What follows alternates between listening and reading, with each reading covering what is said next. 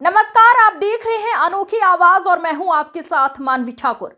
शुरुआत करते हैं आज की खास खबर के साथ।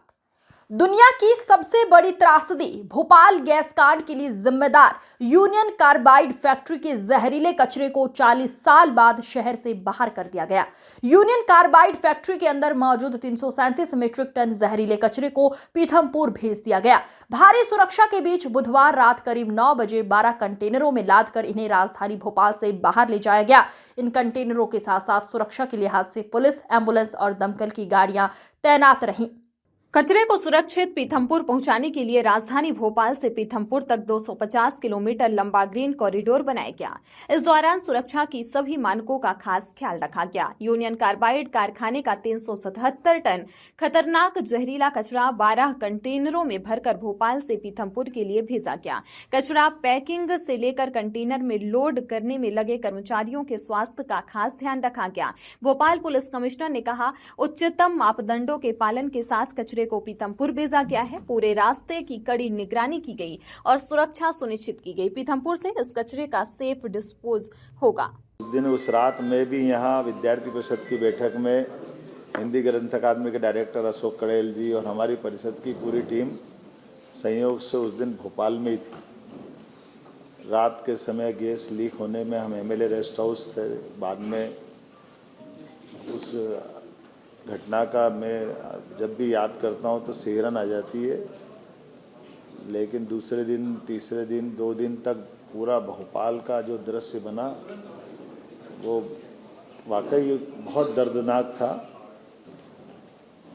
फिर घटना के 20 साल बाद तक भी निष्ठुरता की सीमा तोड़ते हुए तत्कालीन शासन व्यवस्था ने न तो उसको चलने से रोका, न इसके भविष्य का परिणाम से उनको कोई असर हुआ।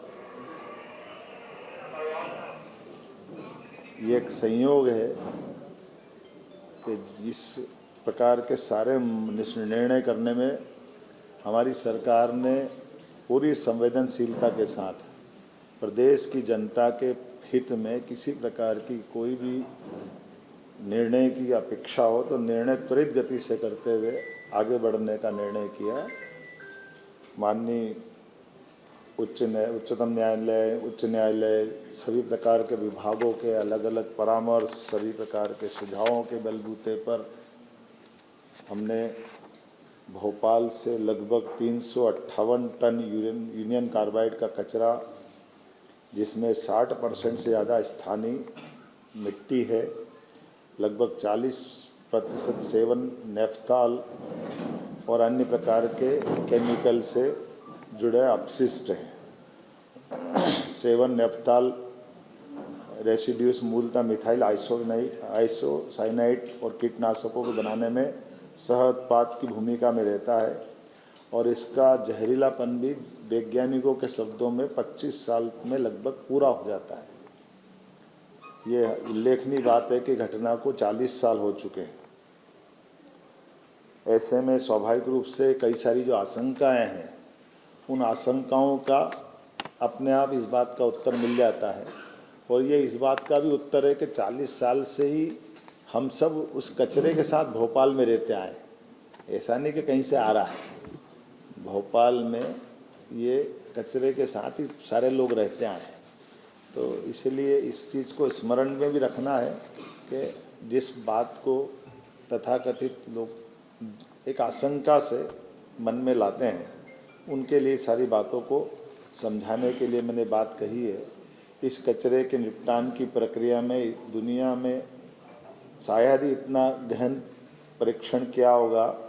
भारत सरकार की विभिन्न संस्थाएं जैसे NEERI, national environment engineering research institute Nagpur, national geophysical research institute Hyderabad, IICT, Indian institute of chemical technology तथा केंद्रीय प्रदूषण नियंत्रण बोर्ड द्वारा समय समय पर किए गए अध्ययन, माननीय सर्वोच्च न्यायालय को प्रस्तुत किए गए सभी प्रतिवेदन, माननीय सर्वोच्च न्यायालय द्वारा भारत सरकार पर्यावरण मंत्रालय को मार्च 2000 में दिए गए निर्देश, जिस 2013 में केरल राज्य की कोची कोच्चि स्थित हिंदुस्तान, ये कोच्चि के संस्थान में 10 टन यून कार्बाइड के समान कचरे का परिवहन कर ये हम पीथमपुर में ला करके जला करके इसका एक बार परीक्षण किया गया था TSDF ट्रायल रन केंद्रीय प्रदूषण नियंत्रण बोर्ड की निगरानी में, और इसको सफलता के साथ न केवल तत्कालीन समय जलाया बल्कि इसका परीक्षण की रिपोर्ट वैज्ञानिकों की उपस्थिति में पुनः सुप्रीम कोर्ट में भी प्रतिवेदन के साथ उपस्थित की गई थी। सर्वोच्च न्यायालय द्वारा प्रतिवेदन के निष्कर्षों के आधार पर 2014 अप्रैल में पुनः UCIL कचरे का 10 मीट्रिक टन ट्रायल भारत सरकार पर्यावरण वन जलवायु परिवर्तन मंत्रालय नई दिल्ली के निगरानी में TSDF पीथमपुर में पुनः इस प्रकार का इसका परीक्षण किया गया था और वीडियोग्राफी भी कराई थी, और निष्कर्षों को शपथ पत्र के माध्यम से सुप्रीम कोर्ट में प्रस्तुत किया था। अगस्त 2015 में ये ट्रायल रन सफलतापूर्वक किया जाकर के केंद्रीय प्रदूषण नियंत्रण बोर्ड द्वारा प्रायोगिक निपटान की समस्त रिपोर्ट पुनः सुप्रीम कोर्ट में हमने प्रस्तुत की। इन समस्त रिपोर्ट में से स्पष्ट रूप से उभर कर सामने ये आया, इस कचरे के निपटान से वातावरण में कोई किसी प्रकार का नुकसान स्पष्ट नहीं हुआ है, और माननीय उच्चतम न्यायालय ने सभी रिपोर्ट के गहन परीक्षण के पश्चात ही आगे बढ़ने के लिए और उसे नष्ट करने के लिए हमें निर्देशित किया। इन सब कोर्ट और जानकारी के बाद ही चीफ सेक्रेटरी को बताया गया था कि आसपास के गांवों के स्वास्थ्य संबंधी परीक्षण, फसल की उत्पादकता पर प्रभाव, केंद्रीय जल स्रोतों के गुणवत्तापूर्ण परीक्षण, और तीनों विधाओं में पाया गया कि ये इस प्रकार की कोई भी रिएक्शन, कोई भी नुकसान, नकारात्मक परिणाम नहीं आए।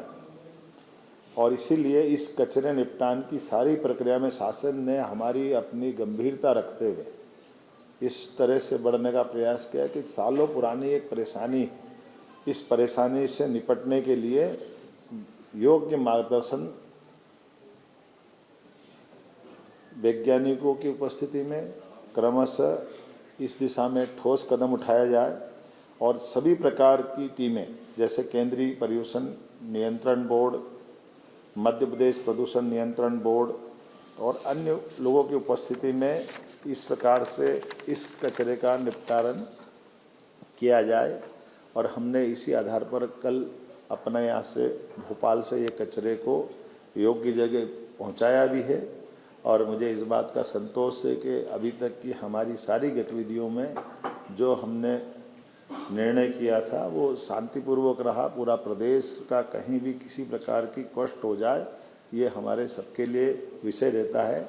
इसीलिए हमने हमारे यहाँ के बाद दोपहर में हमारा प्रयास भी है कि हम सभी लोगों को विश्वास में लेके चलें, सभी लोगों को सारी जानकारी पारदर्शिता के साथ सामने रखें, और इस मुद्दे का राजनीतिकरण न होने दें, क्योंकि ये जो केवल तात्कालिक रूप से लोग राजनीतिकरण करते हैं, लेकिन लंबे समय तक हमको अगर आगे बढ़ना तो गंभीरता के साथ बढ़ना और सभी जनप्रतिनिधियों को भी विश्वास में लें।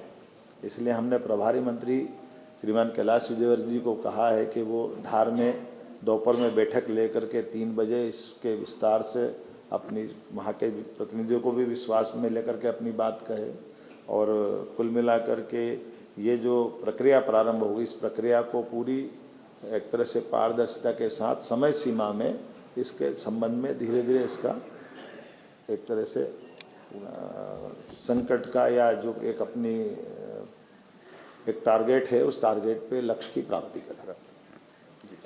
इस खबर में फिलहाल इतना ही। अन्य खबरों के लिए देखते रहिए अनोखी आवाज।